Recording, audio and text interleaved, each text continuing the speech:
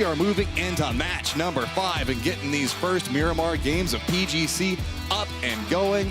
I gotta say, I love some Miramar. I'm excited coming into these Miramar games because it's almost like a fresh start again, right? We've had Erangel, 3 maps of that, and then of course we had Sandhog. Now, to close the day off, we get Miramar. We haven't seen Miramar yet with this group, and it's going to decide, of course, who is going to be making it to next weekend. And that is such a huge factor. Remember, it's 3 games this weekend for the qualifying rounds for PGC. So everybody that's in the top 8, that's why you keep seeing that teams on the cusp. Who's in 6, 7, 8, 9, 10.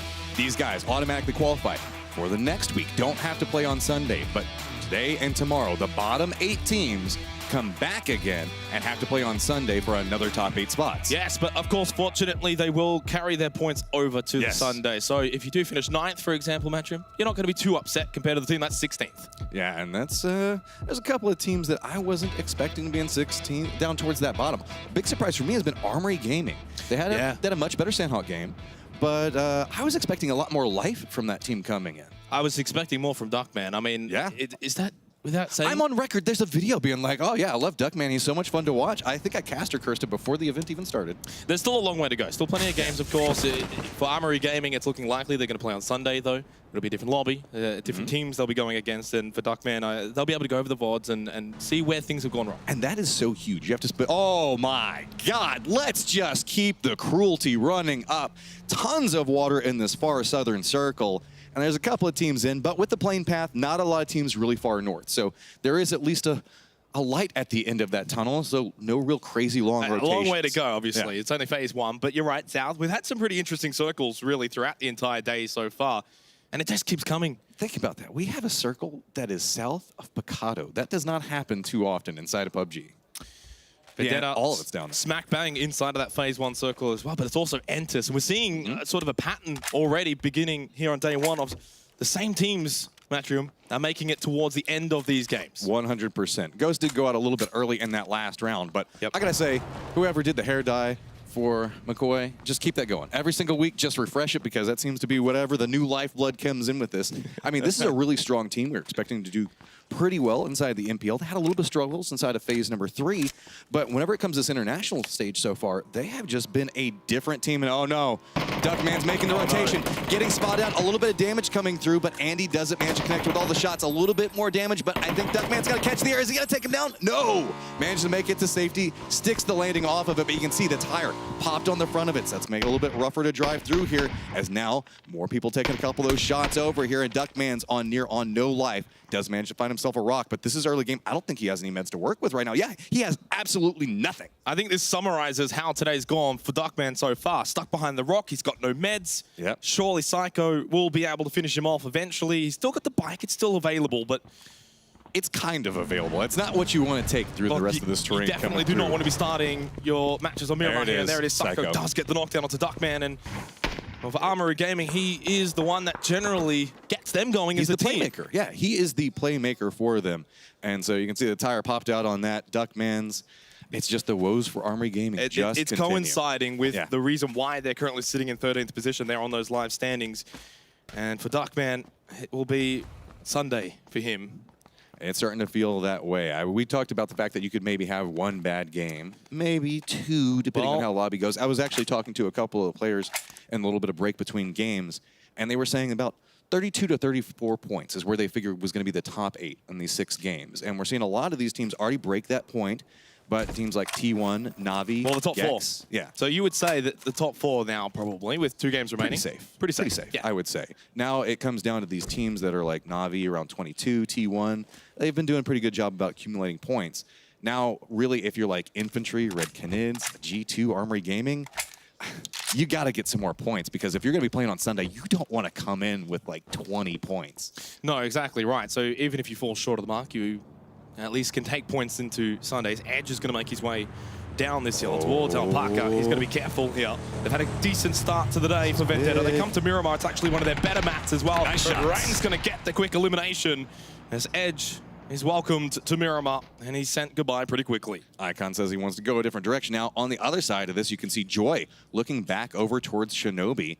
Ace caught up in a lot of little skirmishes across the map. They do tend to stretch out a little bit more. That's one of the things we have noticed about the Korean teams is they don't necessarily hunker down into one location. On Miramar, specifically, they'll spread out a little bit more, try to get a little bit more information. Problem is, when half the first circle is water, there's not a lot of real space. Everybody's going to be encroaching in on that, so that split gets a lot more difficult to control. And you've got to be careful as well. If you come down to the south with this circle, it's the mountain ranges, everything's open. And if you put yourself in the wrong position, you could have 3, 4, 5 eyes all looking at you. Shinobi in the house, Joy above, has the nade primed, decides to throw it down, but just straight to the road. I feel like that's just buying a little bit more space for him, give him time to maneuver into this spot, throw down the grenade, force whoever was there back into the building, into the cover. As you see, did come out, was effective. So now he has more space to move away from this. Since everybody's playing a little bit more defensive, now he can get away from this, make it back over towards his teammates. Looking at the live replay of Psycho getting that early elimination onto Darkman, so you can see how close he was to making it that shack, but unable to do so. Can Armory Gaming find a way without their star player? Breaking in. Okay, manages to right it. You can see it was rolling down the hillside, the bottom right there, but Psycho's got himself that 1 kill already, but that was his first kill so far of the day as well for Psycho, so on the board. Always better to end up with at least 1 kill. Yep. Yeah, that's the way it goes there. FaZe, the unstoppable force that has been inside this lobby on the move, and we can see that these guys have been on the hunt very early, very regularly. And I want to say a lot of times people are like, oh, FaZe gets the circle again. These guys move into positions. They know how to read how circles are going to come in. Well, they know how to rotate. Yeah, they're so good at it. That's what is going to be effective here on Miramar, and that's what FaZe are effective at. So you can see they've decided to take their claim. They moved through about 2 other teams to get to this point, coming in very little damage. Fudge FaZe just got a little bit of damage over towards them, but nothing really to be contended with. So they've already managed to make it towards their position. Gex, Sophia already in rotation as well. And I'm kind of curious with the updates to Miramar. We haven't seen it really in competitive so much with the ramps becoming a little bit more of a factor and how everybody's going to move through that. I hope we see that at some point during this. Well, I'm very curious to see whether or not this is going to slow down a bit. I was keeping track of the Erangel games and Sandhawk to a degree. We know Sandhawk, of course, is sped up, but the Erangel games, as we played through them, they just sped up. Each game, we were seeing less and less alive by, say, the 20-minute mark, for example. Will that continue on Miramar, or do teams bring it back a little bit here? Obviously, new map, different. Through the group stages, I feel like that's going to be a thing. Everybody's going to come in, especially the first game, be very hesitant. You don't want to go out early. You don't want to be the first blood. You don't want to be the first team eliminated. You want to try to see if you can get a little bit of motivation moving through the rest of the day. But as you get more comfortable, you start getting thirsty for a little bit more points, or you start being a little bit towards the top of the leaderboard like FaZe, you buy a little bit more aggression that you can buy there. G2's Nelix taking a little bit of damage. The rest of G2 runs up the hillside there. Nelix down inside of this, but Infantry Gaming looking back over towards G2, and Nelix is in a bad spot. It's not where you want to be. Yeah, this is early days of PUBG. I remember one guy just floating in the water really early, but it's a lot easier to land these shots, though, as Longska throws out the nade. Nelix tries to breach the beach, unfortunately met by Longska. And Infantry picking up the first kill there onto G2. Brexco, of course, knocked down as well. So G2 looks like they're just going to go ahead and pull away from this. Chris, Yanna's just going to go ahead go a different direction. They've got the blue on top of them, but got a little bit of space to work with. They're going to rotate back up around, maybe go back probably a little bit further north of Los Leones, but that's going to force them to take a little bit more blue damage. And that's one of the things we need to talk about a lot more, especially on this map, is the attrition war. Burning off body armors, making people use smokes earlier, making sure that they're burning through those meds. Once you do that, it makes them much more vulnerable in the late game when you're taking these long-range shots. Because you're going to get those long-range knockdowns, but it's not going to be able to be confirmed all the time, right? You get a knock, and then they kind of drop below a defilade or a ridge line. But as you said, you want to be damaging those vests and those helmets, taking away those meds. Every single time you get a little bit more utility burned off of somebody, you're forcing them to play a little bit more passive, more defensive, and then you can take more and more control over the game. Make your bullets worth it. Going into phase number 2 now for the first game of Miramar today, and that's going to continue our southward trend. South of Los Leones. Decent zone, at least, for Tempo Storm to begin with. Now, Maxi's going to go down to non-reg, and Vendetta and FaZe so far for the entire day have just been going toe-to-toe. And it's great to see from Vendetta that they're not scared to take it up to the big dogs of EU. I almost wonder how much everybody running around wearing the PGC gear, because a lot of these players have their own fashion sense whenever they come into it. We see the yellow, whole bunch, everybody running around the banana suits, but different people have different hats and use different models. But whenever everybody's wearing the same stuff, now you're just kind of playing how you feel you should be playing, and you don't know who you're going against until you get that first down and the information fed over towards you in the kill feed. Over to Curse Gaming, who's spotted out Gen G. They get the spray onto team in Vegas. He gets away with that. Though from Esta. I thought he was going to go down there. That was a lot of bullets coming back his direction. So Gen G now forced in between Ghost and Vendetta. This is a little pincered position, and you can see they're just having to hunker down right inside of these hills, taking a couple of shots back over towards Ghost Gaming, just trying to buy a little bit more space and some breathing room. Vegas going prone. You have to be careful that they don't get pinched if a team like, say, VC, who are north of Los Leones, or T1, if they come down south here from Los Leones, this game could find themselves pinched eventually, maybe further on along the line in phase 3 or phase 4. I was expecting a lot more out of Pio so far. I mean, he hasn't had his big standout moment at this stage. Damon does go down. Are we at some point going to get that big Pio moment whenever he walks up? Yeah, and gets those 3 knocks and just turns a fight, because we're so late in the day, it's got to be this time. These are the fights that you have to show up on. It goes to show, though, at least for Gen G, that he's not the be-end-all for that team, right? True. We're kind of seeing Darkman struggle and his team struggling. Gen G haven't at least had to rely on Pio so far today. Wesker spots Na'Vi rotating by. It seems like that's all they've been doing today. A couple of shots in the butt, that's all right. Friendly fire is friendly after all. That's why you need a pan right there. See, everything would have been fine otherwise, but they'll take a couple of shots back down. Rascal Jester does manage to connect. Shinobi does manage to connect onto one of the Envy players, or Na'Vi players. Gets them knocked down there. Doozy's just going to pass by, so that's just going to probably be a free flush or bleed out. Nothing too crazy coming into play. Actually, Navi's making a push back over towards the north. One of their players has hopped out. They might be trying to go for a reposition around this and see if anybody goes for a little bit of a greedy play. Yeah, I think that's what they're expecting. They're expecting Rascal Jester to go and get the flush on the Bestelotch. And Aduzi's moved up north. He can rotate, and he can actually come in from behind Wesker. They could collapse on this and pick up a double onto Rascal. Smart play from Na'Vi, but they're not committing to it, right? They're playing this passive right now. They don't want to rush it and make a mistake. But they do realize they're going to lose their teammate regardless. A big part of this is all about how the reposition is coming out for the down player. Crawling up that hillside, trying to make it very hard to have those angles. Finally, Mushroom does manage to connect with it. Drassel gets another headshot with that bolt action over towards Pio. Drassel has been really great. Here we go, though. This is where Na'Vi want to collapse onto Wesker. They've played it well. They didn't realize that Na'Vi pulled up north of the mountain, and now Wesker's having to run down the mountain. It's not how you want it to play. They could pick up a 3 versus 2 here. Although we did see Bushimaru, who was the one who did get the elimination, he has got eyes on Na'Vi. This is a full role reversal. We saw that Rascal Jester was in that high ground position looking back down towards Na'Vi earlier. They've now made their way up that hillside.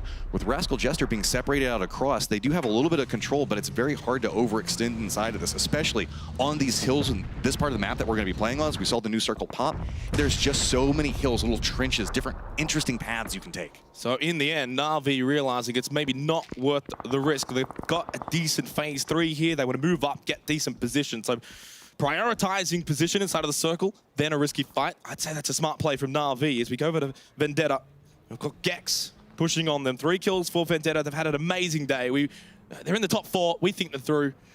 But I don't know, there's some trouble coming their way right now. Off in the distance, you can see Ghost still taking those shots back over towards Gen G as they're making that rotation through. Vendetta has a lot of friends hanging out right on top of them, but non-reg off to the side of this, still looking over at Gen G as well. So you see the trouble with this, whenever you make these very dangerous rotations, there's just team after team lined up, just peppering in shots. More and more damage comes through. So now Gen G is looking like they might stop along this hillside, trying to get a little bit more information that goes through off of this, but maybe Critical Motion can make it away from this. He knows the fact that he's got a lot of friends right now, and he just wants to make it back over towards non-reg. Oh, Jaiwei might have a backside angle on him. I don't think he was looking through that door. He finally does spot him out, spins back around, goes for the shots. That's a very difficult shot to hit right in between those metal pieces, so now Critical Motion in a lot of trouble. The question is, can non-reg actually help here? He's kind of got this Overwatch view. Critical Motion is actually going to avoid the flash grenade as Jaiwei throws it out the window. Kane's still there for Gex. Critical Motion instead wants to hold now because he realizes if he runs away, he's just going to give up the angle anyway. Kane plays it careful, but it's Pio with the third party. Gets knocked down, crits down to 8 health though. Needs to get the heal off as Kane will get flushed by Pio. Now we got Ghost on the move back over towards T1. Exchange back and forth across the hillside. That's going to be Howland going down as well. That's 2 down coming out for T1. They're still kind of pincered back down inside of that corner over there. See that they do have one building to play through, but there's only 2 players. Ghost out in the open, having to use those ravines, use those rocks to get a little bit more control, but eyes are on Drassel right now. He's still back behind them. depending on how he moves, he might play this a little bit more aggressive, try to move back behind T1 since they know they have the numbers advantage, but they also just might opt in to play to safety and regroup. Yeah, I mean, T1 had the position inside of the circle. They actually allowed Ghost Gaming to just walk straight in, basically get 2 free kills. And I gotta say, I think T1 should be playing that a bit better. Jeff Locker, though, and Ada still alive, holding up north, and we are 30 seconds away from phase 4. It is the phase where you do want to get fed. Infantry's trying to do a little bit of gatekeeping back over towards VC right now, being aggressive. Longster stepping out a little bit more, trying to get information. They can hear those vehicles moving around them, trying to see if maybe they can cut off any pass, any movement. He does spot out the vehicle, looking back over, sees him out in the blue, waiting to see if he can line up the shots, goes for the spray back over towards him. A little bit of damage coming through, but they're just going to run back down that hillside. The thing that forces them in a longer rotation out and through the blue, and again, more meds burned. Well, good pressure as we do get ourselves phase number 4. It's a decent zone for Na'Vi. Of course, they pushed here earlier after they decided to not take the fight with Rascal Jester. And, well, they get their reward. They should be thanking Rascal Jester. It's like, thank you for stopping us, because now we have a great position inside the circle. So Envy taking a couple of shots back over towards, it's going to be T1, and they're still having a little bit of trouble. They've got Ghost off on one angle, and it's going to be Envy on the other. A lot of gatekeeping coming in the circle right now. The north side's where we're going to see a lot of the congestion coming in now for phase number 4. It's where I expect to see really a lot of these fights take place. You've got a little bit of action out to the west as well, maybe with FaZe and Red Canids. So one thing to note where we're looking right now, Ace has a spread across those fields, can look back over on this angle. 3 different teams are going to have to figure out how do they make an approach through this. There's hills, and then there's this kind of empty area. So that's why you see a lot of these teams stacked up on top of each other, with Red Canids up towards the top, FaZe inside of their building complex, but they're not inside the safe zone right now. Raspu's got the perfect angle onto FaZe. He's the one that can actually watch them coming out of this compound. Now, what's going to be He's also inside of the circle as well. All right, looks like it's full send it. We got T1. They know that they're in trouble. Going to go back out around through the blue. Tempo Storm's off on one angle. Ghost making the same play at the time. Oh, no. Trying to cut through Gen G and Envy. It looks like they did manage to find one angle, but it's going to be Esther that has a line over towards him. Tries to connect, doesn't get the down. Spins back over towards him. Nice shots coming out. And look at that. McCoy decides to give a little bit of love over to Drossel as well. It's like, hey, you're getting some headshots? He's that bloodthirsty picking up kills today as Ada and Jeff Locker go down to me, Luke. And Tempo Storm pick up the double. McCoy picks up the kill onto Esther. Now FaZe are on the move. They don't take the fight with Red Canids. They go further north across the road. They might have to deal with Armory Gaming as Ghost Gaming have just been wiped out. There's a lot of trouble going off on this angle. It's all these positions. Everybody already posted up waiting. It's a very difficult point to use cards to try to cut through, and you can see it's very detrimental for a lot of these teams. Vendetta still on the outside. FaZe right up next to Armory Gaming. Buzzface already down. Looks like he's about to get flushed out. And there you go. Skeet starting to move into a more aggressive position. Is he going to find an angle back over towards Atzi and Uba, who's going to spot it out first? Looks like they're aware that Skeet might be making that approach. They've got the grenades out and ready, but they still need to make their way over to safe zone. This is super important, though, for Armory Gaming, more so than FaZe. FaZe have done enough. They've got 46 points, but Armory Gaming need all the points that they can muster up here. Skeet spots Atzi, but not quite the angle he would have liked, as Tanawat actually gets a knockdown onto Joy. He's in grenade range. He's got one. Does he make a count? Too far off to the side. Throwing that way off to the side. That gives away almost position. Bounced back. That was close, actually. Uber with a nade. So you now, give him a nade and a dream, and he can make anything happen. He could get a double here. And he has got a double! Uber! Big throw coming out from Uba. They needed that space. So now AG just has one, and that's going to be Tanawat. Wow. Back over towards Vendetta. Now it's going to be a little bit more dangerous off on the side, but look who wants to join in the fight. It's Critical Motion, gets a line back down towards Uba. Going to get the shots off now. AT back behind this, still playing inside the smoke. Got to figure out how he's going to make this approach. He's just caught on every single angle. So many third parties coming into effect right now. He's got no one behind him, though. AT can hold here at the rock for now, but the blue zone's bearing down on him. He's running out of time. Oh, let's add more. Let's add more. Gex is walking down here. Looks like they want to join this. Look, going to have the angle for this. Is he going to spot out Vendetta? I mean, he's going to move forward. He's going to stop whenever he gets the safe zone, and he could third party back over towards Vendetta. That could buy some space for AT to make his move back over towards this. Uba's still bleeding out back on that angle. New circle pops. Nowhere around the edge of the right now. I don't think Chai Wei wants to take these shots, though. He wants to hold that position for as long as possible. If he gives himself up, Chen Ji could look at him. Of course, he's got to kill Vendetta, otherwise he goes down. There goes AT and FaZe Clan out in 13th position as Vendetta continue to almost have their number today. Jaiwei now finding himself in a lot of trouble as he's been spotted out by Red Canids. Now then, Vendetta's back behind this. Everybody's going to have to push back over towards this new angle. Genji also kind of encroaching in this same position. Everybody's trying to vie in for that internal spot. Try to get inside the safe zone, look back on everybody that's coming in, pick up those kills. Envy's already on the move as well, flooding around a similar angle, and it looks like we have so many teams just stacked over towards the northwestern part of the circle. Na'Vi, of course, very happy with their position inside of the circle. They're going to have to find some kills, at least later on. Right now, of course, they've only got the 3 players. It's hard to spread around and use that advantage because they don't have 4. Did Pride see him? I don't know. Yeah, okay, he did see Jywave. Information fed over, and there you go. Gex is now taken out. Nice shots coming out from Interrogate. And now it's full-on go time. Just hop in the motorcycle, one in front of everybody. Let's just see how this goes for them. Looks like they're trying to find any little cover piece they can. The shack? G2's up the side. That's a dangerous shack to take because there's a lot of front angles that could be open to people, especially off the point where we see a lot of these teams pushing. So I like this. They're playing the backside of it instead of going inside. I like this spot better than the shack for critical motion. This is much, much better. Now, Envy looking back down, heard the shots coming out from Gen G as they took those shots back towards Vendetta. PO looking up on this angle. They've got 2 kills, trying to see if they can connect, get some damage back over towards Pride, but doesn't get the down onto it. Envy still needs to make their way forward. Loki is already inside the safe zone coming out for Gen G right now. Really, it's just about how long PO can hold this, and it looks like he wants to come back to safety as well. Yeah, I think this is the smart option. If he holds that spot there, he could get overwhelmed. Loki's a bit further back inside of the zone. He wants that position. That was what I thought was going to happen. PO knocked down by Moody. Big shots coming out from Moody, and that gets them a little bit more control, and they know it. They don't know there's only 1 member back holding this angle, but they know this is the direction they have got to go. It's time to commit. Just start making your way down. Try to cover each other's angles. Look around for this, see who's inside the windows, who's holding what angles. Rascal Jester also on the move. Look at that mini-map and how many people are playing right along that line. South side, Rascal Jester, VC, got Knids down there as well. Loki trying to hold on here against Envy. He's got 4 of them. I don't think he's got this in his back pocket of tricks. He might get a knockdown or 2. Gets 1. Actually, a bit of help from Sharpshot. Gonna make it a 3rd. Never mind, Moody. Clean up the stairs. Needs to go back and help out his team because they're getting knocked from third parties. Pokemolodo with a knockdown as well now. Envy are getting torn to shreds. Everybody has so many angles on this position. As they made that aggressive push, Envy just got peppered from 3 different angles. They do manage to get control inside of this. New Circle moves very far away from them, though. Na'Vi in a great spot. G2 as well. Envy's going to have to make a push through a very difficult location, but you can see Na'Vi's just kind of looking around right now, but I think that it's Ace that's pushing back over there next to them. Yes, it is. Trying to get a little bit more control. And here we go. Back over in this. We knew this fight was about to break out. Knids are holding the angle back over towards Rascal Jester. A lot of damage come out, but don't forget VC's back behind this. Grenades rolling back down that slope. So now Rascal Jester, we've seen Shinobi show up big. This is the time to do it. Gets a little bit of damage off, but he has to be so careful of those grenades. Yeah, they haven't even been pinched really either. VC are more looking at Red Knids.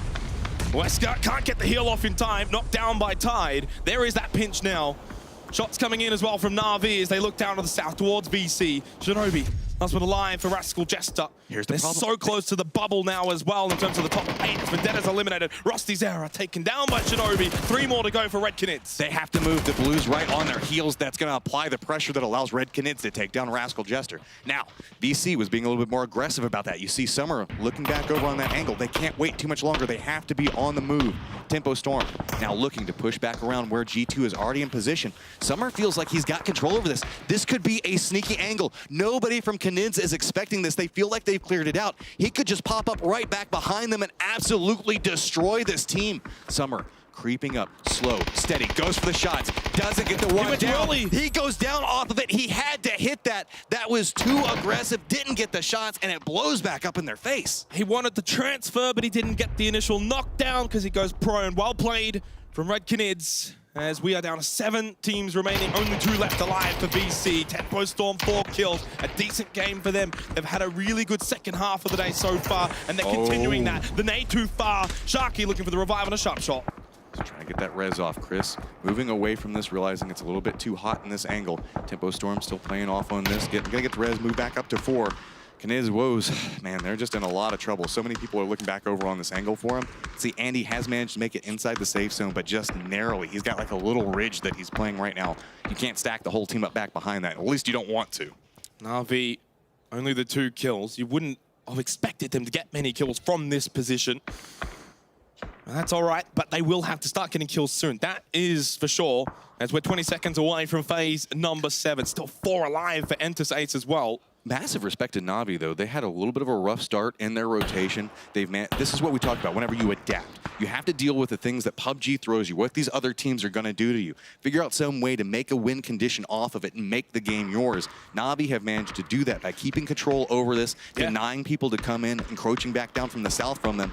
New circle pops, no surprise, still staying on Na'Vi. And keeping control of themselves as well. They could have been aggressive. They could have made the risky play and took the fight with Rascal Jester. Instead, they made the smart play and they got rewarded for it. As VC Gaming find themselves with the blue on their backs. They've got very little room in front of them. It's all open field now for them. One thing to note, we have Infantry Gaming all the way down in 16th. They've only got 12 points. They do have 2 kills right now, and they have several members alive, and they're going to be moving into the eastern part of the circle with G2 a lot as of well, control at that they have 15th. angle of. Yeah. This is some big games from some teams that really needed it right now. And it puts pressure on the teams that are, what, around 6, 7, 8, 9, 10, going into the final game after this.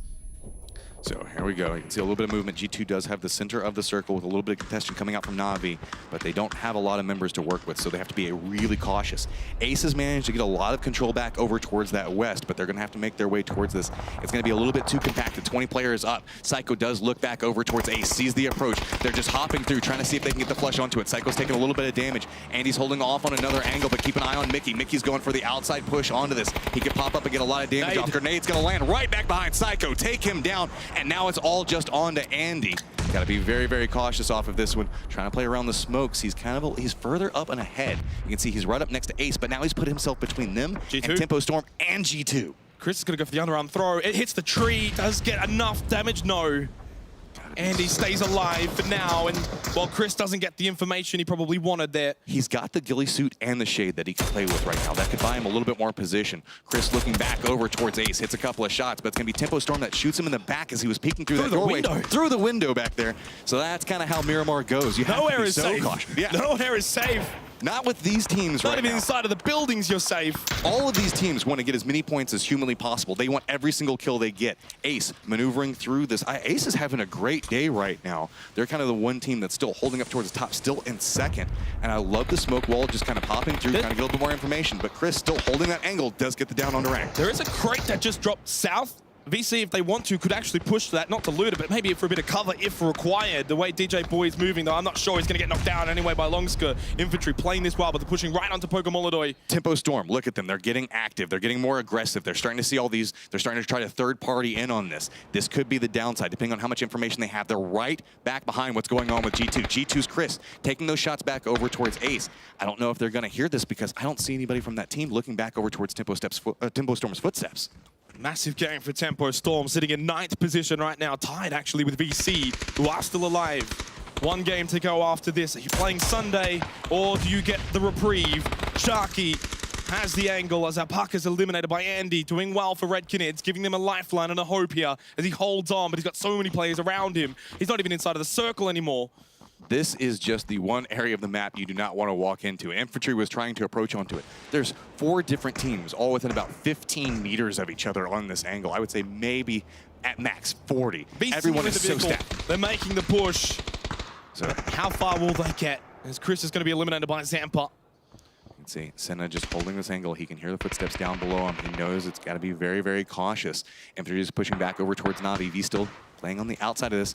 Luke's going for the peek on this. Yanis gets a little bit of damage off, but Luke does come up with that, and that's going to be G2 eliminated. Now just down to 6 teams, 15 alive, and there's so many different angles on this. Andy's trying to look back over towards Tempo Storm, goes for the peek, looks back the other direction, and still Senna just holding this angle back onto it, as you can see Ace moving around down below them. 5 teams remaining. Na'Vi, OG and Entis, Ace, Tempo Storm, Infantry, and VC holding on down south with Tide and DJ Boy, which I'm surprised they're even still alive in this game. As Vicky got down by Senya. Rang, though, is going to be able to get the trade and eliminates him from Na'Vi. But Tempo hears it, and look, they know that this is their opportunity. They're looking back down off this Pokemolodoy on one angle. Tempo Storm's caught up, looking back over towards Ace. A lot of damage coming out, and that's going to be Ace getting eliminated. 9 Tempo kills. Storm moves up to a ton of kills, and now looking back across this, Tempo Storm is getting more control over the circle. Infantry actually retreating away from this fight that they hear. Yeah, they're more concerned with VC than Tempo Storm. I think that might come back to bite them here, Matrium. Oh, Pokemolodoy hiding inside the smokes. Tempo Storm running right on top of them. Pokemon could come up big off of this as nobody They've from gone straight Tempo past him. Storm's not holding angles. Look, Sharky's up on top of this. They're getting the shots back over towards infantry. This is a lot. This is a grudge match for Tempo Storm. They want to do this damage back over towards him, but Pokemon is just watching, waiting for the moment, goes for the shots back over towards it, gets it down onto Sharp Shot. Can he get the second one? No, he cannot. So Tempo Storm gets more control, looking back over towards infantry. Another down. Look at this. Tempo Storm coming up with 13 kills and murdering the world at the end. Wow. Tempo Storm might have started slow, but they are coming home hot right now. Always feels that's how Tempo Storm does. Usually it takes them like a week or two, but this time they don't have that time. They've got to evolve as fast as possible, and that is a huge game coming up for Tempo Storm. They needed that. They have had 2 games today where they finished 16th. Yes. Now they pick up a 13-kill win. Consistency, not quite their strong point here today. Big shout out to Luke as well, walking away with 6 kills. He's their shot caller. Everybody else is supposed to be the fraggers on the team. He's just calling out where to go, and he just managed to find himself in the right positions at the right times.